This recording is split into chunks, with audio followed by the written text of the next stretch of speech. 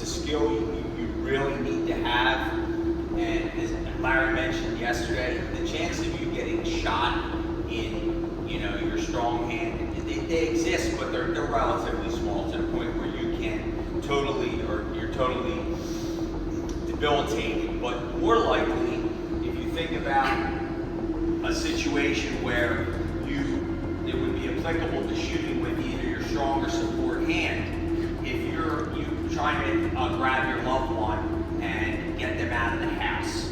You have a situation, you're clearing your house, there's some type of, somebody broke in, you have to fight in your house, out of your house. Same thing in a vehicle, you grab a loved one, child, wife, girlfriend, and you need to have the ability at reasonable distances to shoot with either your strong or support hand. In addition to obviously being injured in that strong or support hand. Okay, so I'm in my two-hand defensive stance, aggressive stance. Are you ready? You're ready. Stand by.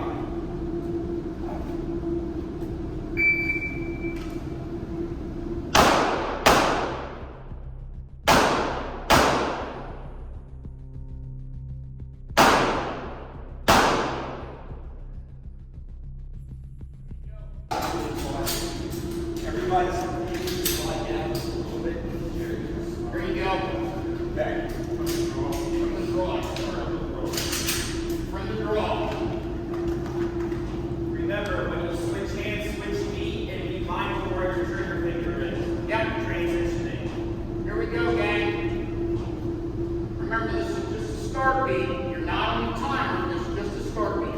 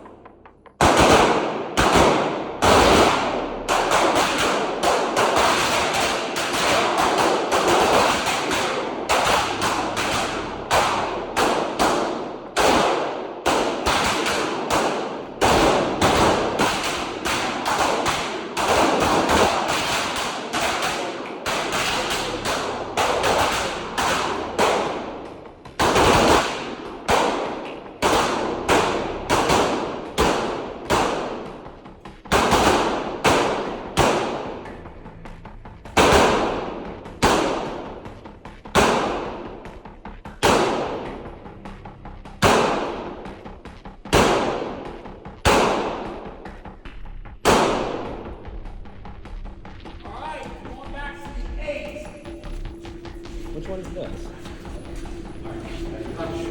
Is this the final? What's that? Which one are you doing right now? This is strong and support hand shooting at 4-8. Okay, gang, at the 8. Strong hand to start, 5 shots. Cleared high.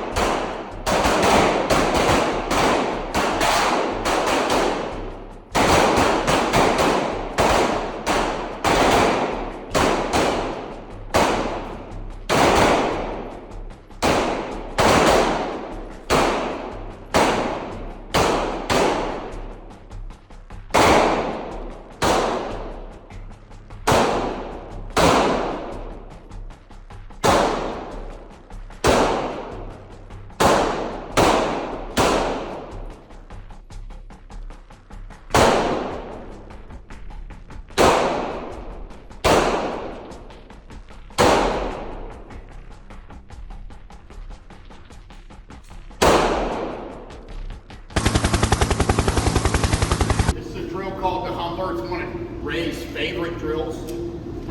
Drill, it's based on a drill we used to do in Delta when I was there, and I'm sure they still do it, called the 700-point aggregate. Somewhat modified. We've modified the scoring system to make it simpler to score and easier.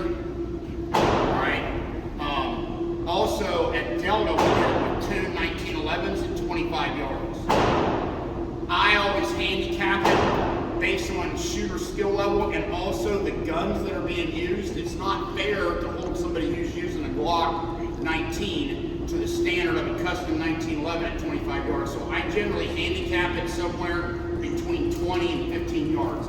Because you guys are a special case of window lickers, we're going to do you guys at 12.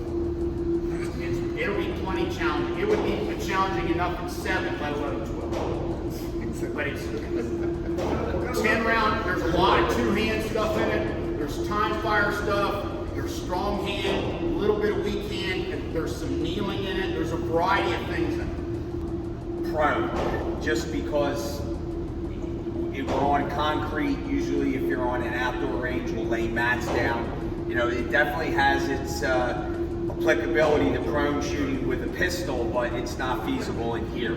So, and to answer any questions about the scoring, as Larry said, 700-point aggregate, that would be your max score. We're doing 60 rounds, so the max score would be 600. And we're going to use black, white, brown. You can also use the scoring rings if you want to get a exact score the way the 10, X ring, 9, 8, 7. They normally shoot on a full size target that has the scoring rings that go all the way out. All the way to the 5. Yes. So we'll explain each string and we'll go down. You're going to go down each time and score, and right in the corner of your target you're scoring. On the cardboard. At perfect, it's black, white, brown. In the black is -0. On the white paper, -1. In the brown cardboard, it's -3. 10 rounds, slow fire at the top bullseye. Two hands. 10 rounds, slow fire at the top bullseye. 2 hands, cleared high.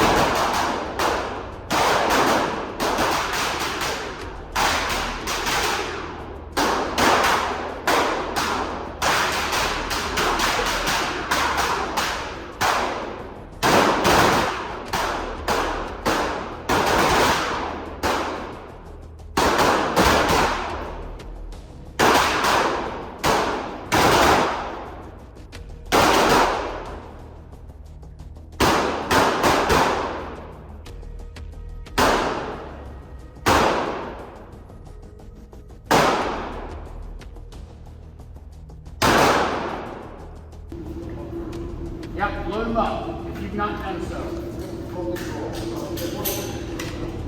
From the draw, 5 rounds, 20 seconds, 2 hands. Okay. Go, James. 5 rounds, 20 seconds. Stand by.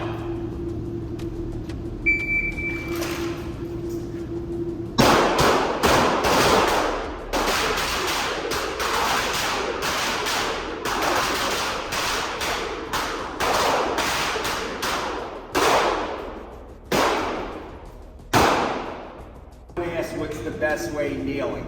I personally think the Monica Lewinsky. Yes. Okay. Double kneeling.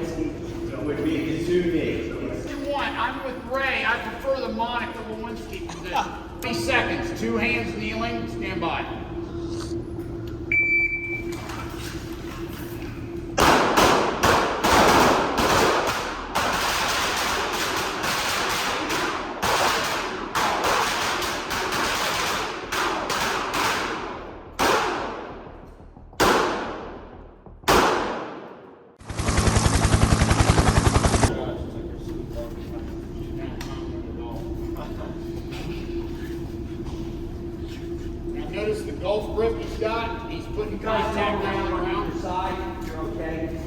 plant my support hand, I take my pinky and I wrap it. You see where my pinky is wrapped between my pointer finger and my third finger? And you see how it creates like an elevated shooting position? I put my heels down the way I shoot a sniper rifle, and this creates an elevated position, and I drop my head down and puts the dot perfectly. The problem is if you rest the gun on the ground, it's very hard to get behind the gun, and you're going to create, it's not like jamming a rifle magazine into the ground. You're going to have a difficult time to strain your neck. So if you can get the gun elevated an inch, 2 inches. So see how my support hand is on the ground, creating a platform for me, and it wraps around. And I'm very stable this way. Now, your ears, sometimes you got to turn a little bit. You guys have eyes and ears on? Yep. Good.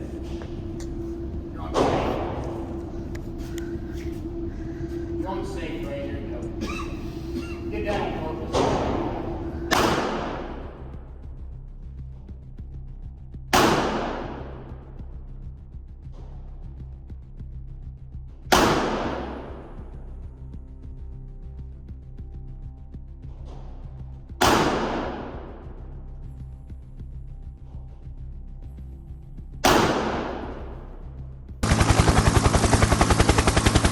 Now, many boom boxes demo this.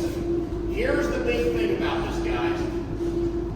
We all have a lot of bounce the way we naturally walk. If you hold your finger out like this and walk naturally, you can see the amount of bounce you have. That's exactly what you can see in your sight picture if you walk normal. If I drop my pistol out and walk normal, this is what I see. You can minimize that. You can cut it down by at least 75% by altering the way you walk. And it's the way you lay your foot down and you roll across the ground and flex your knees. And flex your elbows. Many boom box, walk normal like you just normally would. See how much bounce he's got up, down, into the sides? Now, come on back.